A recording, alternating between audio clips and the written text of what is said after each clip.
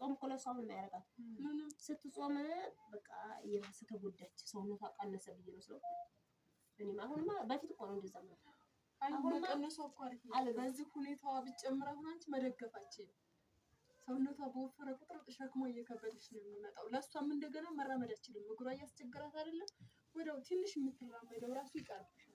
ስለዚህ መሆን ያለበት በዚህ ውስጥ የጀብት አሪፍ ነው ለኔ እንደኔ ራሳችን እንጂ አዲስ አበባ ከመጣን ማለት መጣን በስንት ወር ማለት ነው? በ4 ወር ነው በ3 ወር ከቀበሌ ምናምን እንደምንወረቀት ጠይቀን ባለቤቴ አኪም ወሰደ። ጤና ከጤና ጣቢያ ይልሱ ያክመ ደካማ ናቸውና በቃ ብሎ ወረቀት ጻፉልን ማለት ነው። ከቀበሌ ገዳ ዋናው እንትን አባራው ነበር ዘግይቶ ደረሰው በጣም ከሱ ሄዶ ጽፎ መጣ ከጤና ጣቢያ እንትና ዘውዲቱ ወሰዷት ተባለ። እኛ እንግዲህ እስኪ የጥቁር አንበሳ መረጃ ካላችሁ የሆነ ሰው በቃ እኔ አፈላልጌ እርዳታው ምናምን እንድትረዱ ይሆናል ብሎ ነበር ያን ሰውዬ ማለት ነው። ከዛም ትዳንም መድኃኒት ታገኛለች ብለን ተስፋም ሳይሆነን አይታወቅም እስኪ እኛም ብቻ ምን እናደርጋታለን ብለን ያን ወረቀት ዘውዲቱ ሆስፒታል ወሰድና መረመሯት። እንዴት ነው የሚያደርጋት? ከህፃንነቷ ጀምሮ እንደዚህ እየታገልን ያለ ነው። የቆመችውም በ10 ዓመት 15 ዓመት መራመድ የሞከረች ብለን ያን መረመሩ ምናምን የአንድ ወር ኪና ሰጧት። እስኪ እንኪና ተዋጥና ማታ ማታ ተዋጥና ደሞ ትምጣሉ በወሩ ወሰዱ። ለሁለት ወር እንዲሰጠ ነው። ለሁለት ወር በአንድ ጊዜ ይባል ያው ግማሽ ያን ስጡት የባሰ ጉልባ ፍላጎት አስከታለ ለማፈጥ መድኃኒት ስጡት ፍላጎት አስሰጋ ሰውነቷም በቃ ግማሽ እንጀራ በቀን ማለት ነው። አሁን 2 ወር ሞላ ሄርና እስኪ ይሄ መድኃኒቱ እየመለያን በሽታው ሲነብ 2 ወር ተቀጥረናልና አሁን ተነስተን ዘውዲቱ ሶስታችንን አንድ ሰው ብቻ መውሰድ አይችልም። ሄርና እንደምን ብለን አሁን እንዴት ነው ለውጥ አለው? እንዴት ነው ምን ይመስላችኋል? ልጅቷ ግን ኬኖን ከተጠቀመች ጀምሮ ሰውነቷን ምግብ ፍላጎቷ ተዘጋ። ትንሽ ሜዳ ውስጥ እንቀሳቀስ ነበር ይወደቀ ነው። እዚህ ደህና ተሽቶብኝ ነበር። በቃ ዝም ብላ እንኳን መጥቼ ግን ትልቅ ሰው ነው ታውቂያለሽ። ይሄ ጉልበቷ ተመላለጠ። እጇ ራሱ አዲስ አበባ ከመጣን እንደዚህ ሆነ። ይሄ ምንድነው የገበረው እያሉ ቃኛን ወጥ ነው ይሄ አይተሽ ነው የገበረው ይሄ የምትወርቅበት ይሄ ጉልበቷ ይሄ እንደዚህ እንዴት ነው አለው። የቀጠረን ሰው ሳናገኝ ሌላውን አገኘን። ለውጥ አላት ይችላል። ለውጥ ከሌላት እኛስ ለምን እንረካለን? እሷም ለምን ትሰቃያለች? መድኃኒቱ በቃ እንደዚህ በግድ ነው የምትወጣው። መድኃኒቱ ስትጠቀም በጣም ለሀይሏ ደክሟል። ምን ይሻላል ብዬ ስጠይቀው እስከ ዛሬ ከህፃንነቷ ጀምሮ ነው የምትወጣው። እንዴት ነው ለውጥ የምታገኘው? የተፈጥሮ ከሆነ ሐኪም ነው እና ምን ይሻላል ከቻልክ የሐኪም መረጃ ምናምን ስጠና እሺ ደግ ብሎ ጻፈልን። እኔ አይደለሁም የቀጠርኳችሁ ሌላ ሰው ነው ሰውዬው ስለዳን የተተካሁት። ግን በቃ ምንም ነገር ከዚህ የሚያሳይ ነገር የለም ለውጥ። ልጅቷ ለውጡን አግኝተናል በሐኪም ቤት ብለን እንጂ ምንም ለውጥ የለም። የባሰ ቀነሰች። ያን ወረቀት ሰጠን ይዘን መጣን። ወረቀቱን ይዤ መጥቻለሁና እንዴት ነው ያን ሰው ስልክ ቁጥር የሰጠው ሰው እንግዲህ ያንን እኔ እንዴ ነው በጥበቃ ነው የምተዳደረው። የአምስት ቤተሰቦች ኃላፊ ነኝ። ባለቤት ጥበቃ ነው ባለቤት ያው እና ምን ትሉኛላችሁ እንደዚህ ነውና ወረቀት እስኪ ይችላል ታከም ከሆነ ብሎ ሲጠይቅ ነው እንግዲህ እኔ በቃ የሐኪም መረጃ ፈልግና አገናኛለሁ ሰዎች ጋር ያው ረጅ ክፍል አገናኛለሁ። ያን ወረቀት ሲመጣ ስልክ ቁጥሩ ይዞታልና መቼስ ቢያ ከባድ ነው እንግዲህ አገኛለሁ ሲደውልለት ስልኩን ዘጋ። ምን መጀመሪያ ሲደውልለት እኔ አሁን ዛሬ የመቸኝ ምን ስደውል ብቻ ነው። አሁን ደግሞ ስደውል እኔ ስደውል ብቻ ነው እንጂ አሁን ሳይጃለ በዛው ምን ትያለሽ? ምንም ያን ወረቀት ያዝና ምን ትያለሽ?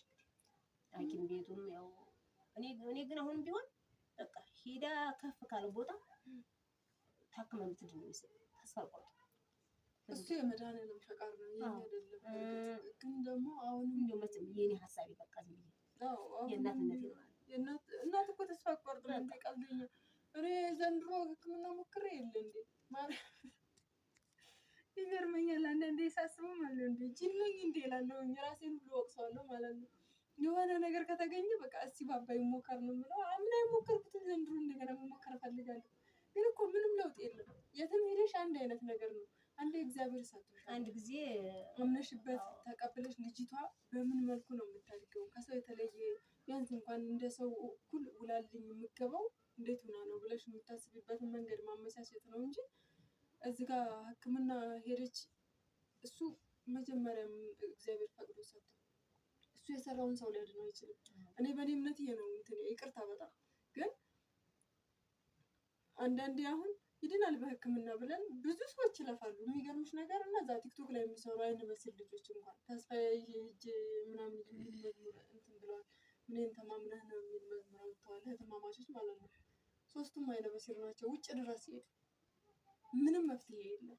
አይሽው እሱ ቸሩ መድኃኒዓለም ከላይ ይሄ ነው ያንቺ እንትን ብሎ ሰጥቶታል። አሁን እቺ ልጅ እግዚአብሔር እንደዚህ ያደርጋል። አንቺንም ጽደቂ ሲልሽ ነው። እሷም የሱ ልጅ ናት። በቃ የመድኃኒዓለም ልጅ ናት። ቤተክርስቲያን መሄድ ትወዳለች። ማስቀደስ መጾም ትወዳለች። እንደዚህ ሆና ማለት ትቆርባለች። ያስተምርኳት እንደዚህ እንኳን ሆና እንግዲህ ትልቁን ህይወት ነው የሰጠሻት። ምክንያቱም ለምን እንደሆነ ታውቂያለሽ? ነፍሷን አድነሽላታል። ምን ስጋችን እኮ ዝቃሪ ነው። እቺ ልጅ እኮ ጤነኛ ሆና ብትኖርም እኮ በ10 ዓመቷ በ20 ዓመቷ ሞታ ልትለይሽ ትችላለች አይደል? አሁን ግን ስንቱ ልብ የሚያወጣው እንደዚህ ሆና ምንድነው እየሆነች ያለችው? እግዚአብሔር ይመስገን። አንቺ እሷን ወስደሽ ቤተክርስቲያን እቺ ልጅ ተቀብላ ትምጣ ብለሽ ተሰጠሻት ቁጥር ለእግዚአብሔር ሰጥተሻታል። በቃ አንቺ በሷ እንኳን እሷ ቀርቶ አንቺ በሷ ትጸድቂያለሽ። እኔ እንደማስበው እንደዚህ ነው። ለምን ካልሽኝ እኔ እነዚህ ልጆች ለኛ መጽደቂያ ናቸው። በቃ እንኳን እነዚህ ቀርቶ የሚሰሙት የሚያዩት የሚያወሩትም ልጅ መጽደቂያ ነው ይላሉ አባቶች ሲያስተምሩን አይደል? እግዚአብሔር ምን ጨምሮ። ስለዚህ እነዚህ ልጆችን ደግሞ ሲሰጠን ለምክንያት ነው። ስለሚወደን ነው እኛን የሚፈትነን። ይችላሉ ብሎ ነው የሚሰጠን። አምነሽ መቀበል ነው። ከዚህ በኋላም ያለብሽ እንደዚሁ ነው። ከቤተክርስቲያን አታርቂያት፣ ቤተክርስቲያን ውሰጃት። እንግዲህ ደግሞ ተመልካቾቼ በምንችለው አቅም ይቺ ልጅ ክረንችም ማስፈለጋት ምንም ማስፈለጋት እስኪ እንደው የምትችሉ ሁሌ እኔ ጠይቃለሁ፣ ግን አድርጋችሁልኝ አታውቁም። እስኪ ምንድነው የቸገረሽ ብላችሁ እንያትም ካሜራ ይዘንም እኛ በእኛው ራሳችን ንቅረጻትም ካላችሁ እኔ ለማምጣት ዝግጁ ነኝ። ስልኳንም አስቀምጥላችኋለሁ። ርዕስ ላይ ስልኳን እጽፍላችኋለሁ፣ ማለ ያደርግላችኋለሁ። በስልኳ ደውላችሁ አይዞሽ፣ ምን እናግዝሽ፣ ምን እናበርታሽ በሏት። ቀይዋን ቤቷን ትታ ተሰዳ አዲስ አበባ ነው ያለችው። እንደ አይነት ልጅ ነው የምታሳድገው። የሚተዳደሩት በባለቤቷ የጥበቃ ገንዘብ ነው። የጥበቃ ገንዘብ ደግሞ ታውቁታላችሁ፣ ምንም አያደርግም። መቼም ባለፈ ራሱ ደብረ ብርሃን ሄዳችሁ ብዙ ስረዱ ያየኋችሁ ቲክቶከር ወንድሞች እህቶች ያላችሁ፣ እስኪ እዚህም ያለችው ያው ስደተኛ ናት። ምንም የተሻለ ነገር የለም። እነዛ ሰው ስላያቸው ሰው ስላወቃቸው ስደተኛ ስለተባሉ ሁሉም ሰው እየረዳቸው ነው። እዚህ ጋር ደግሞ ብዙዎቻችን እኔ ይህንን ርዕስ የጀመርኩት ይህንን እንትን ስራ የጀመርኩት ለምን መሰላችሁ? ብዙዎች እህቶቻችን ሳይወጡ በየገጠሩ አሁን እሷ ገጠር ስለነበረ እኔ ከተማ ብኖር ልታስተምራት ትችላለች። እንደሷ ጥንካሬና ጉብዝና ማለት ነው። ጎበዝ ናቸው ቤተሰቦቿ ከነገረችኝ አንጻር። ግን ገጠር ላይ ምንም የለም እና እንቃ ገጠር ውስጥ ሁሉ ገብቼ እንዲሰራ አግዙኝ የምላችሁ ለምንድን ነው? እንዲህ ሆነው እንዳይቀሩ እንዲወጡ እንደኛ እንዲሆኑ ስለምፈልግ ነው። መጻፍ ትችላለች በግሯ ስለምትሰማ በጽሁፍ መግባባት ትችል ነበር። ግን ሁሉም ነገር አለፈ። ከ26 ዓመት በላይ ናት። ትምህርት ቤት ስትሄድም ሁሉም ነገር አልፏል ነው የሚሏት። መውሰድም አይቻልም፣ የሚቀበላትም አልነበረም። መውሰድም ደግሞ የማችልበት ምክንያቱ ምንድን ነው? አንደኛ ልጅቷ ትልቅ ናት። እሷን ደግፋ ከዚህ ትምህርት ቤት ድረስ ማስኬድ ሁሌ ሌሎች ልጆች አሉ፣ እነሱንም ትሪት ማድረግ አለባት። ስለዚህ ብዙዎቻችን ብዙ ደጋግ ኢትዮጵያውያን ማገዝ የሚችል እስኪ እቺ ልጅ ምንድነው ህይወቷ? በምንድን ነው ያሳደግሻት? እንዴት ናት? ነገ ምን እናግዝሽ? ምን እንርዳሽ? እና እስኪ ከዚች ካለሽባት እንትን የችግሩ እንትን ውስጥ ዝግብ ውስጥ እናውጣሽ። አንደኛ ሌሎች ልጆች የሚያድጓሉ ትንንሾች፣ እነሱም ቢሆኑ እናታቸው ታስፈልጋቸዋለች። እናት በአንዷ ደከመች ማለት ከባድ ነው። ሁሎችንም እናት ከሌለ ቤት እኔ እንጃ። እኔ በእናቴ ስላየሁት ነው። እግዚአብሔር ይመስገን እናትም አባትም አለ። በእርግጥ ገና ወጣት ናቸው። አታልቅሽ በማርያም። እኔ እንዳታለቅሽ ነው እየጠርኩ ያለሁት እንጂ እኔ ብሳለሁ። ለቅሶን ያልወድም። ለቅሶ ለምን መሰለሽ? ጉዳት ውስጥ ስለነበርኩበት ነው እኔ ህመም የሚያመኝ። አሁን እኮ የተሻለ አዲስ አበባ ብለን መጣን አይደል? አዲስ አበባ እንደዛ ከሆነ ከዛ ድንጋይ አቀበት ቁልቁለት በቃ ይሻላል ይሻላል ነው አስቤ ግን ሰውየው እግዚአብሔር ይስጠው እንግዲህ ሰጥቷል። በሚችለው የባሰ እንግዲህ በሚችለው መጠን ያለው ቦታ በቃ ለጊዜው ተቀመጥሎ ሰጥ አይደለም።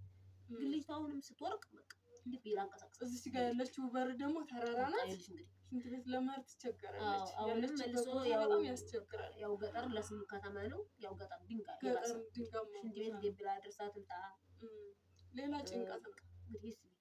እኔ በቃ እንደምን ብዬ ልንገርሽ እንግዲህ ወይ ጌታ ወይ በቃ አንተ ከይ ሁሉ እኮ እኔ ብሞትስ ምን አለ በቃ እኔ እኮ አይደለም ነበር ምናምንና አንቺ ብትሞቺ ደግሞ ልጅቷስ ማን አላት? እንኳን እሷ እነዚህ ህፃን ልጆችስ እንዴት ይሆናሉ? እሱንማ መሸነፍ እኮ ነው ለሱ። እኔን አሰምተኝ ነው እኮ የሚባለው። እኔ እኮ ከጊዜ በፊት ይዛችኋል በቃ ራሱ ቤተክርስቲያን ለና ደግሞ በቃ እነዚህ ህፃን ልጆች ክላውን ከሆነችባቸው እሷ እኔስ መቼም ያላቅሜን ተጎድቻለሁ። እነዚህ ህፃን ልጆች ደግሞ ከወደቁስ እንዴት ነው የምታረጋቸው? እሷ ደግሞ ቤተክርስቲያን ካልሄደች አትወጣም። መሄድ አለባት። ትቆጣለች፣ ትበሳጫለች። እሷ እኮ መረጋጋዋ ቤተክርስቲያን ነው ብላ ስለምታስብ ነው። አንተ መሄጃ ቤተክርስቲያን ነው። ቦታው ግን አይመችም።